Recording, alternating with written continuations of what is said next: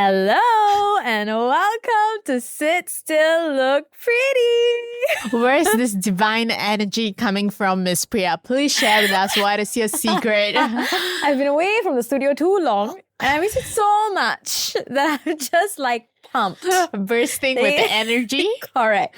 Actually, it's supposed to be me because February, it's my birthday month. So it's my favorite episode that's going out. I always have extra glow when we are recording February episode every time. Everybody wish Miss Priyanka a very happy birthday in New York City. Today, Miss Priyanka, we are here to talk about, I think it's one of your favorite topics. Oh my God, how do you even know? Because I know you.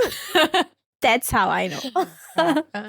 Today, it's all about music with the topic called Strum and Hum, Find Your Tune. Clearly, music is a big part of, I think, most people's life. Yeah. But I think people resonate with music for very different reasons. I think there are people who simply like music as an ambiance, you know? Like they just listen to it as like a background noise when they are working out, studying, whatever. And there are people who use music as almost like a cathartic experience where they use it to kind of relate to and express like emotions that they are feeling at the moment. So like lyrics are very important. The tone of the music is very important because it sets the mood, you know? So I want to ask you what kind of person you are when it comes to music. I always feel like when I think about music, it always brings me back to like my little days, because I was never a music person, to be very honest, when I was younger. I was heavily influenced by my sister. So my sister does this thing. I don't know whether you remember or not. When we were, let's say, like 7, 8 years old, I'm talking about, okay? Like there used to be a lot of like music shows on TV whereby you can call them and you can request for them to play a music that you like. And I can still remember, right, I used to hate those kind of shows because she would stop me from switching the channel to any other channel. And for the next 1 hour, right, we are watching people call up the hotline and request for music. I used to like hate it so much. And I used to be like, why? Like, what is so nice about music? Fast forward right now.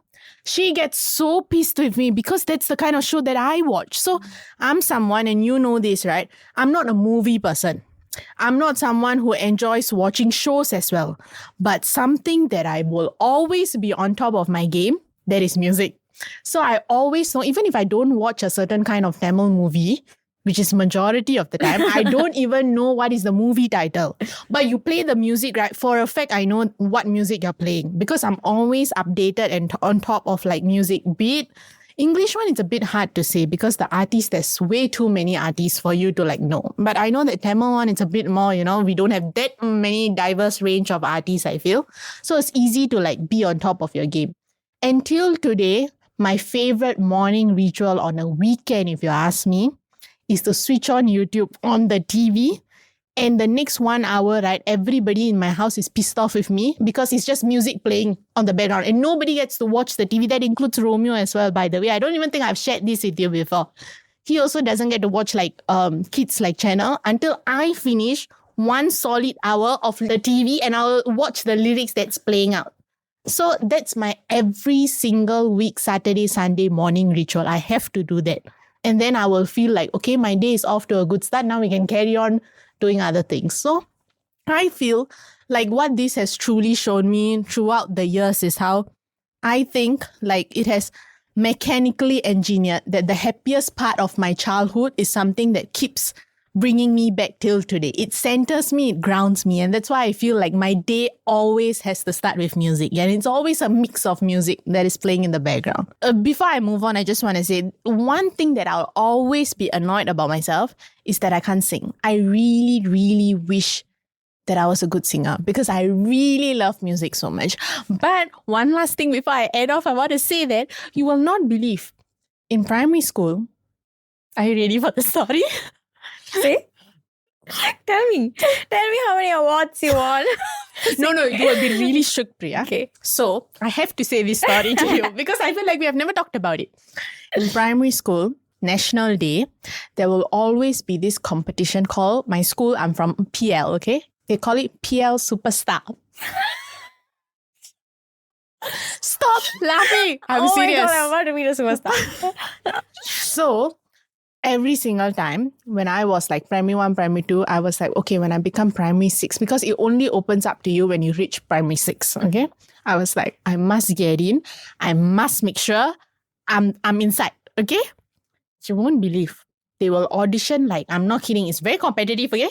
They'll audition over like 100 people and they will only select 5. Oh. And on National Day, these 5 people will go up on stage to sing.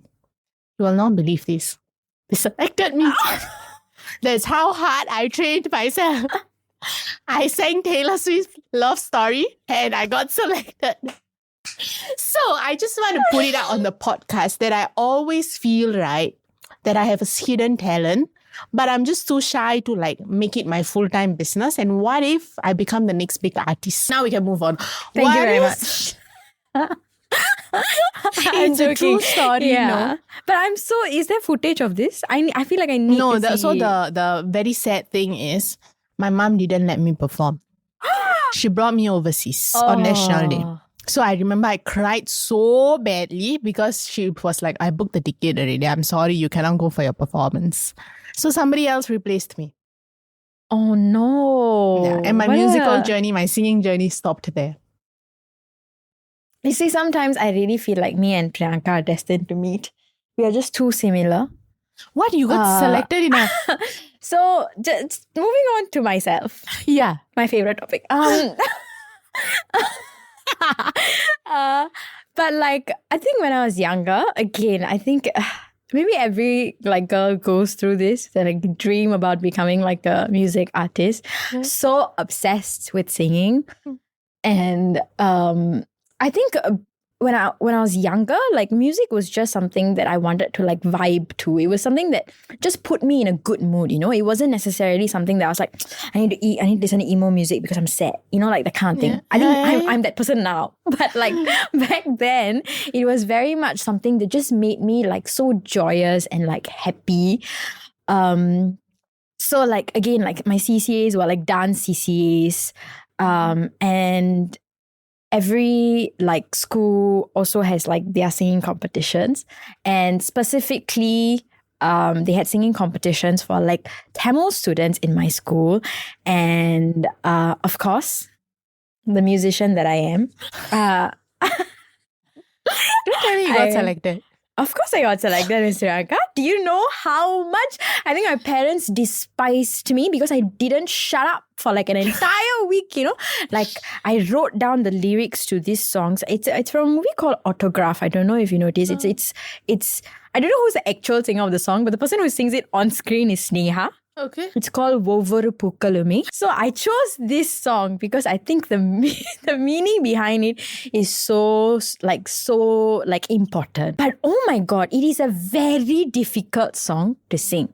But your kid, she was ambitious, okay? Whether or not I had talent, I was stubborn. I worked my butt off for this, okay? And this singing competition did he have auditions? I think they had like rounds. Like you can let your teachers know that you want to participate, and then like you can sing a short bit, and then they will let you know that you can go up on stage. And they let me go up on stage. And not only did I sing, I got 3rd place, everybody. I have the trophy to prove it. So anybody who comes at me and is like, liar, no. She's a singer, everybody. I'm a singer. But yeah, so like every like singing competition, the thing is, I know I'm not a good singer. I know like I can't. But like I genuinely like enjoy it. So that's not the first singing competition I've taken a part of. I've been in like a few. But that's the only one that I won. So that's the one that's important. But yeah, so I think I resonate with you exactly in that, like, why like music is such a good way to kickstart your day, because it really helps to like set a mood for you. But yeah, we can wrap it up. No, we cannot, because I have one more question. Since it is Miss Priyanka's birthday special, I feel like it's only right that we ask you, technically, you know, this is a pre-recorded episode. 2025 hasn't hit yet. But I want to know if you could summarize what you want for 2025 like what you want your birthday anthem to be for 2025, what would it be? Okay, I think I know what song is it, because I really feel like you will sum up a lot of things. Welcome to New York by Taylor Swift. Because I already planned it in my head. When I'm landing in New York, that's going to be the song I'm listening on board Singapore Airlines.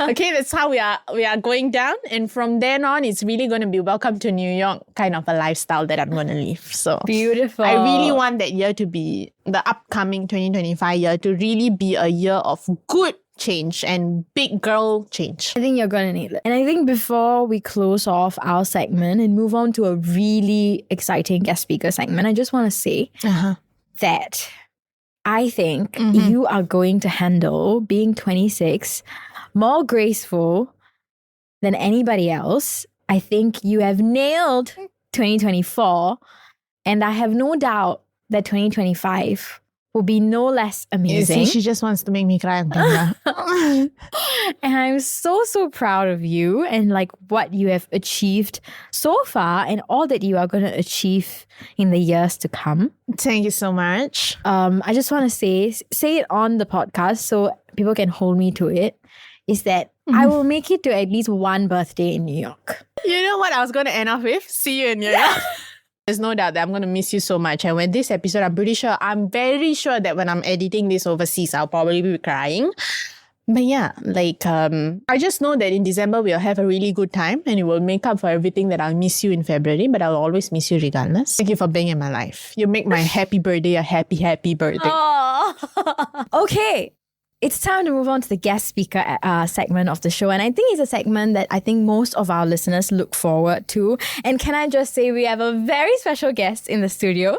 We go way back with this guest and we are so excited to have him in the studio. It's none other than Buvan. Hello. Hi, Priya. Welcome. Can you name who's Priyanka and Priya, please? Yeah. Priyanka? Oh. We give him a short lesson on who is who before the podcast started. That's right. No, because it's like I was just telling them before this, like it's not very common that you see two Priyas come together, work together for a very long time, and they interact. So after a point, I'm like, who's which Priya? Yeah, so I have to expose him. The way that he messages the both of us is, hi Priyas, even though he's messaging one. But before we start talking and asking you questions, I have to say, like what Priya say, we go way back. Yes. In the sense of, I think Buvan has seen us as like 18, 19-year-old that came with like star eyes. We met, I can still remember where we met you. I don't know whether you remember where we met. Starbucks at 1 Fullerton, right? Oh my god. You see, from there itself, I know one thing, Priya, that we major saw the pranda. Maybe he was like, I remember these two awkward girls who are like... Because I just want to say, I remember going down for the meeting, right? I was wrecked with nervousness. And the only thing that was running in my head was, how am I supposed to convince Shabir and Buvan to invest in our film? Just to give a little context, back then, Priya and I, we were doing our final year project, Abhinayam. So we badly wanted the music score to be done by Shabir Music Asia. And we had to pitch it, so-called pitch it. I don't even think we pitched it. I'm pretty sure Buvan would be like, girls, y'all didn't even pitch it. Yeah, I think we just word vomited to you about how much we want this. Shabir looked at me and he said, Priyanka, explain the concept. I died. Suddenly, right? Okay. Yeah, I don't even know what am I shooting. I'm sitting down there like, the concept is, and I'm like, I'm the one who's directing. I'm the one who wrote the concept, but I can't say it. No, I think you guys did. You guys sold us. I think the timing is quite impeccable, to be very honest. Like how Abhinayam came about and what we were doing prior to that, right? Because we were working on Tilana back then. Yes. Just right before, if I'm not mistaken. And Tilana was my first foray into the Tamil industry in Singapore properly. Okay. Prior to that, I was just like working with Shabir, doing like very simple stuff like programming stuff. Like we go way back in terms of working like since like Vetri to Shakti, and that's how long we've been working together. But right after my army, Tilana was like my first ever like project. That's where I got acquainted with like Jaya Radhakrishnan, yourself, the whole team, Balraj and everyone. So after Tilana was a huge eye-opener for me.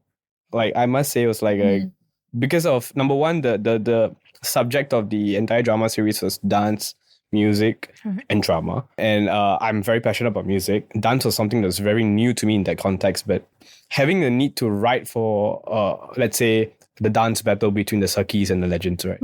Now, the Sakis are very classically trained, and then we have the legends who are like hip hop, they do crump, they do all the contemporary stuff.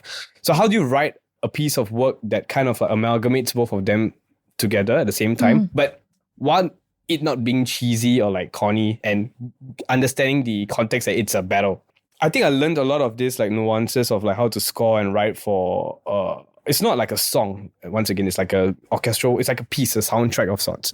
So how do you write for that? And I think that knowledge that was transpired down to me from Shabir at that point in time, then slowly just segued into helped out for Abhinayam. And that's also the time where I started to have appreciation for Tamil, appreciation for like Carnatic music or classical music. That's when I start having the realization of, oh shit, I'm actually a big A.R. Rahman fan as well. That's when I actually realized it for a fact. Before that, I was like, Rahman sir pudikkum. No, that's what I would say. But I never really knew like cognitively like, oh damn, I actually am very inspired by A.R. Rahman or like even Shabir for the matter. So when you guys came and you guys set the premise for us, I mean, it's a beautiful story lah. I must say, talking about Ambika and how her entire journey is. So for me to write about Abhinayam, it immediately came to me actually right after our meeting. The hook, it came to me immediately. I was like, damn, that's gonna be the main crux of it. Then we were working on it, and yeah, it was fun. And you guys did a good job in selling us the pitch. I mean, you guys might have been shivering and like not sure, not knowing what to say, but we were sold like kandipa. Because I think for us rather, we are very, very pro student initiative. Like we like to support student initiatives a lot, because I think I'm still a student of the game, but I also was a student. Shabir was also a student, and I think this kind of opportunities are very important. It can really like help shape a piece of work together, put it together. Yeah, because I remember back then when I was pitching with Priya to you guys, right, I knew how busy y'all were, because we were also in the production team of Tilana while we were doing our studies as well. So we could see how busy y'all were, and to still pick it up and do it, definitely That was a crazy time. Yes, I just say, I love the Tilana soundtrack. I think it's on Spotify and Apple Music, right? Correct. And it's saved on my Apple Music because it slaps, guys. Even now, you're it's promoting so the own vibey. show that you worked on. Hey, if bias. it's good, it's good. You know what Yeah, I I mean? agree. Yeah. It was Tilana was really something else lah. I think if Tilana wasn't my first project, my trajectory as a musician would have been totally different as well. Because you're talking about you're talking about a soundtrack that's about I don't know, 11 tracks, 14 tracks. Yeah, it was a lot of songs, tracks, right? Yeah. But from having the title music, which is Pecha Kore, right, to writing a sound like Kolla Dadi, or to working to Gidanjali, and then we have the Graveyard of Passion, right? The Graveyard of Passion was like seriously, I'm not kidding. This is the first time I'm saying it out loud. I was in my room for almost a week straight, almost 8 hours a day, just working on the track. Oh my God. Yeah. And I heard the Graveyard of Passion, even for the dancers, it was for sure. Time was really of essence there. But we were, man. I could remember because we were recording all live instruments, from the veena to tabla from India. So like correspondence, getting it from them, then working on it. Then I'm seeing the visuals. This is the first time I'm actually working on a song after getting the visuals, by the way. We did a very, very skeletal track. We gave it to them. Then I think they were dancing to that, right? But after that, now I'm seeing like them. I'm seeing the visuals, so I'm not actually scoring for it. So for example, if the dancers are doing like a synchronized like movement like this, suddenly I'm like, oh, okay, maybe this is where I highlighted musically something. So I would do something along with the song that highlights that movement. So it was that's what I'm telling you. It feels like you're doing it backwards, right? Yeah. It's like usually when you film for a score, when it's action or like you're walking, then you're like putting a mass BGM, right? But now I'm like scoring for a dance that's already choreographed and I'm trying to make it work. Yeah. So that was like a huge, like, I wouldn't say it's a curveball. It was a huge learning curve for sure. Because I'm like, that's why I was telling you, right? 8 hours a day for 1 week. I would not, because my parents didn't even see me out of my room. Jeez. Now when you look back, do you find absolute satisfaction with the work that was done? Like for the amount of work that went by, now when you look at the music track, are you satisfied? I am satisfied, but I think as a creative, I will never be satisfied. It's like இதனால பண்ணிருக்கலாம் இது இன்னும் கொஞ்சம் நல்லா பண்ணிருக்கலாம் ஏதாவது பண்ணிருக்கலாம். But I think given the time restrictions, the budget restrictions and everything that we had, I think me and my team, we've done a very good job. Because it's also the time where we all synchronize with one another. Like Shabir and I synchronize, Chinmay ma'am. So all these things came together and we learned a lot about, I think we learned about them as musicians as well. Because it's not very easy to actually convey your ideas as a non-classical musician to a classical musician and to get the things that you want. So you need to do your due research, right? If you're setting a song in a particular rag, then you best be sure that you have read up enough about the rag so that at least when you convey your ideas to them, they understand. And it's not just a matter of like, okay, you're paid for hire, so please do what you want to do, and I'm just sitting back and relax and enjoying. It should be a collaborative process. It should always be a collaborative process. So all these things happened in Tilana. So when I think about it as an album, given all the restrictions that we had, great job. But as a personal creative, I still do think that some things could have been better. But it's okay. It's a learning curve. But now that we have talked about Tilana and your established self, I want to go backwards, Okay. Because now a lot of people, I feel like we all know Buvan in the music scene and everything like that, right? But I feel that it's a very few times that I've seen you speak about how you started this journey of yours. Right. What even sparked your interest in music? So I think we want to go a little bit more back to get to know you a bit more better as well. It started when I was in primary 1. Okay. It was really a accident lah. One of my Tamil teachers was like, Buvan, why don't you go and take part in the singing competition? I don't think she told it to me. She told it to my parents. And my parents were like, wow, that's a great idea. Let's send him. So like, I remember it was in Kim Sing CC lah. I went for a Tamil singing competition and then I sang Oruvan Oruvan Mudalali. Because I used to be a Rajini fan, and when the song was, last time we had the toy. So I always be on the toy and I'll be doing this at home apparently. Okay. So my parents were like, why don't you sing that song? I'm like, okay, sure. So I sang in the competition. I don't know what happened, but I won first prize lah. Oh, humble brag right there. No, as in, I really can't. I don't know what happened. Clearly, many things happened. Yeah. But that gave my parents like, wow, my son can sing. Let's send him to more competitions, And then I was like, I just used that one song and I started thinking about a lot of competitions. Okay. And I started winning them. I think I was just a very like bubbly guy, dancing and stuff. So people were attracted, were kind of fascinated with this. Oh wow, this guy. Then that went on, and then my dad one day was like, why don't you go for singing lessons, my son? Take lessons, that kind of thing.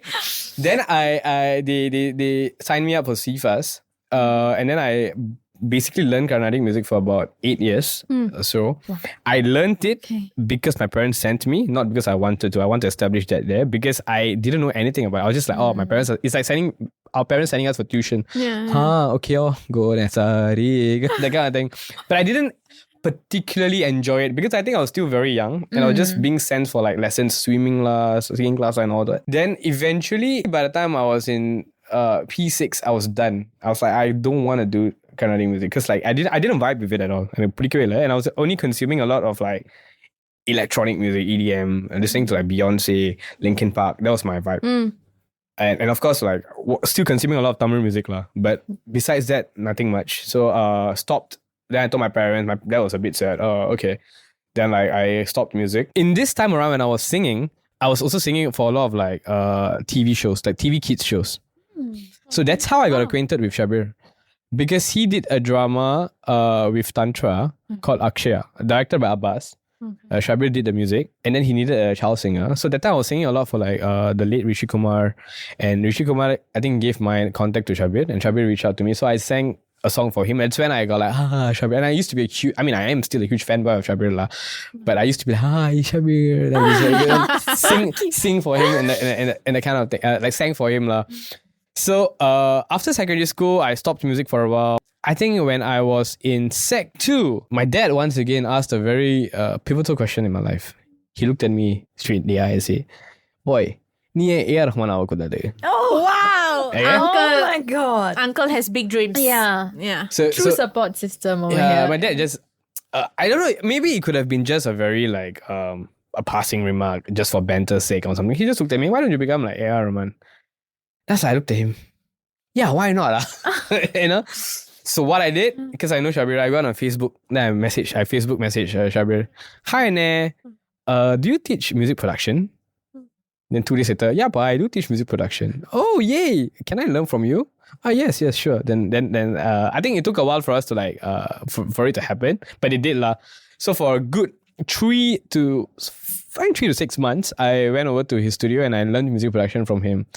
And that was the game changer for me. Not only did I learn music production from him, but I was very into electronic music at that point in time. And he was also like dabbling into electronic music at the time. So like we actually bounced off like a lot of energy and vibe from each other, though he's like, I don't know, 12 years older than me. But we were like in sync in most areas lah. Okay. So that's where I learned music production, and I was trying to make my own beats at that time. I mean, now that I hear it, it's quite trash lah, all those old songs. But at that moment, trust me, when you're working on a song, right, you're like, wow, this is the next big thing. Next morning you wake up, what is this song? So this was going on for 6 months, and then I was done with the course. And then I was like, now what? So I messaged him again. Hi, can I be your apprentice? Wow. I had to Google up a nice word. And I was like, okay, apprentice seems to be a nice word. Can I be your apprentice? Then he was like, sure, but if there's any projects, we can work together and everything. That's where it started. From Maybe, if I'm not mistaken. Like, I love that song. Yeah. So like I was just doing like very, very like editorial stuff, like tweaking some stuff on Maybe. The whole Unja Ladum was given, that idea was given birth on my birthday when I was Sec 3. Like we were at a gig, I was playing the guitar for him, and he's like, let's do like this like melodic dubstep thing. And then we literally wrote the hook at the backstage. Oh my god. Yeah. It was just a wow, damn, let's do this. I went home. Wow, I was creating it. It was super fun lah. Shabir is an imperative part of my journey lah. Like he is more than a mentor. He's like a brother / father figure. Like you can break it up in like so my dad did all that he can to like bring me up as a son, right? Then the second half of my adulthood, it was just Shabir like mentoring me and giving me like guidance on like even music, not just musically lah, even just as basic as a human, how to like be a man, or like just right moral compass, discipline, stuff like that. All this was like imbued to me by him to an extent. Like the culture of reading books. Not that I read a lot of books, but the idea of like consuming like media, proper media, reading books, meditation, all these things he shared with me. So that's how the journey started. And I did my music and diploma in SP. So after that, Poly was done, and then and then it was Army, right? So right after Army, I was chilling, and then Shabir one day calls me, hey, I've got a Telugu film. We need to go to Hyderabad. Are you down? I'm like, yeah, of course I'm down. I don't know what I'm signing up for, but yeah, sure. Let's go to Hyderabad and do a Telugu film, which I have absolutely no idea about, So it was basically a remake of Dilliga Duttu, but in Telugu. Okay. So we were in Hyderabad for like, I think 28 days straight. It's long. Okay. Yeah, the production house basically booked us a whole service apartment, a very huge service apartment, and we sat base there. Myself, Shabir, Solomon Urtarandare, then we got another additional programmer called Jay, and then we had our mixing engineer Shan. So the 5 of us sat base there, and we're just working on a film every day for about 15 days. We completed scoring for a full Telugu film in 15 days. Wow. Yeah. Ooh. And I was working on a very, very weak MacBook. I was struggling a lot. Like, all the circle of death and all this. I was dealing with all of those things. But yeah, we were working on that. And that was fun because like, firstly, I don't understand the language. I didn't even speak Tamil very well at that point. So I didn't even understand Telugu. There were no subtitles because they're still in edit stages. So we are just trying to understand what the film is saying. And then it's horror and comedy. Very new genres for me. This is before Tilana, by the way. So I'm still very new into like the whole idea of like scoring. I didn't do heavy scoring work back then. I think I was just doing like very light work. But still then it was a big thing, right? Yeah. Out of Army. I wasn't necessarily in touch with music at the point because of Army as well. So all of that was like a huge, like we were in guerrilla mode lah, seriously. But it was fun, super fun. And then one of the songs, which is called Gadi Lokira, it's like a hit, also hit in Telugu. So like our first film in Telugu industry, and one of the songs became like a hit there as well. After that, one of the days where we were doing the film, we were having lunch, and Shabir was like, why don't we start something together? Yeah, sure, let's do that. But then it wasn't as simple as that. I mean, that was the basis of the conversation. But then we were like planning out like what we're gonna do, what were the basis of that company or this production house gonna be. And as we're talking about that, COVID-19 struck. But we were not faulted by it. In fact, we started the company in June 2020. And we've been, I mean, we were blessed in a way, but we've been in a very good trajectory ever since, doing good projects and all. And yeah, and now I'm here in front of you guys telling you the story. I think it's a very nice segue into my question, which is the fact that I'm very curious to know, since you've been with Shabir and part of Shabir Music Asia for so long, I'm sure you would have your own individual identity in terms of like as a music artist, right? Correct. But you've been with Shabir Music for so long. Has that identity always been like similar? I genuinely was I'm not saying it for the sake of like camera, but I genuinely was and am a Shabir fan. So like I remember the day when PRI-TEA's #1 soundtrack came out and I was in my room. I don't know what I was doing, but I hear ta-na. I just came out of my room, sat right in front of the TV and I was like, wow, this guy, So like a lot of his sonic traces and identity was already being like distilled into me from a young age. And then there is A.R. Rahman, right? Who actually was a huge inspiration for Shabir and is also an inspiration for me. Sometimes when we talk, we then realize that we also have a lot of similar influences, like from Linkin Park to Fort Minor. And then like sometimes he's a bit more abstract, like he goes to like Kitaro and stuff.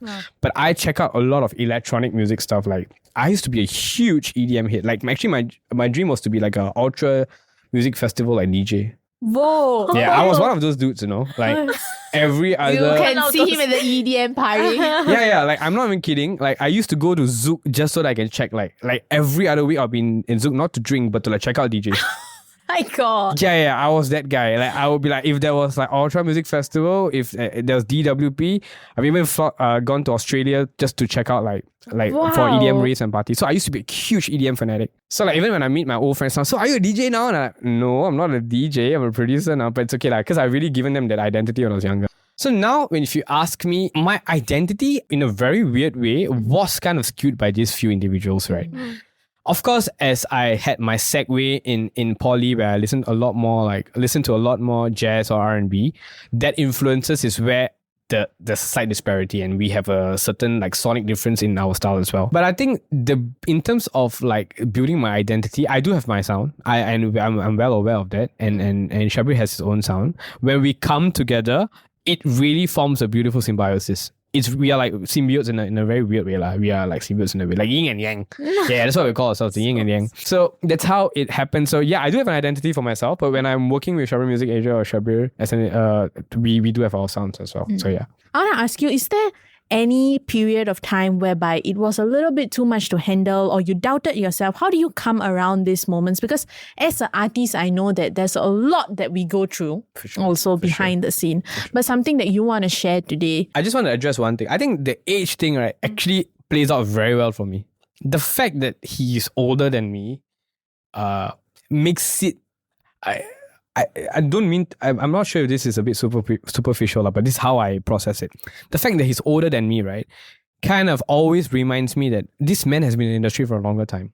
He's seen more things than I have, okay? And I really had I'm really blessed in a sense because it's not like I had to really work really hard to come. I just had an acquaintance with him, joined him, and I've got projects and I'm now working with him. Not many people have that chance, and I acknowledge that it's a huge blessing that I have. But I also don't want to discount the fact that I've also put in like enough hours in the studio just by myself, like hogging it out, just figuring out what to do, and then there's a lot of behind the scenes to get where I am today. I've always respected the fact that we have that age difference, and I've always seen him as a senior in a sense. So I would usually, back then I would listen to him and I would see and most of the time, or in fact 99% of the time, he will be right. And that just shows that, experience comes to play. It's not as simple as, nothing is as direct as it seems. There's a lot of layers to a lot of things.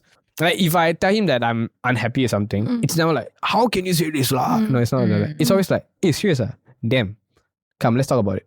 It's always been like that. That's why I'm very blessed to be in like this relationship, I will call it a relationship with him. Some people in the industry calls work wife. They always do that. Yeah. Oh, your work wife. Where's Shabir, your work wife? Like, what? He's on his way. To answer the question of like how I deal with things, right? Yeah. This is weird, but I speak to the moon sometimes. Oh.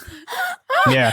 So I've named the moon Yarinila. I don't know why. It's a name that I've always like. So always. So whenever I'm like down or like I'm completely like exhausted, I will take a walk down to my park, put a tampura on the Spotify, and just talk to Yarini. I'm like, hey, what's up? What's it going? And just chill. That's my form of meditation. Okay. Just having a tampura on. Something about that tampura just makes me feel at peace, lah. I thrive the best when I'm very happy or when I'm very sad. Yeah, there is no. If I'm neutral, I'm okay. But the best ideas come out in these two extremes, and that's something I've acknowledged as well. But I try not to be in this extreme a lot. Like, you don't want to be sad, right? You're trying to be happy as much as you can. But I think that's something that I've discovered about myself. Like, I-Ray was written in a very, very beautiful stage of my life. Like, I was like in an ecstatic mode at the period of my life back then.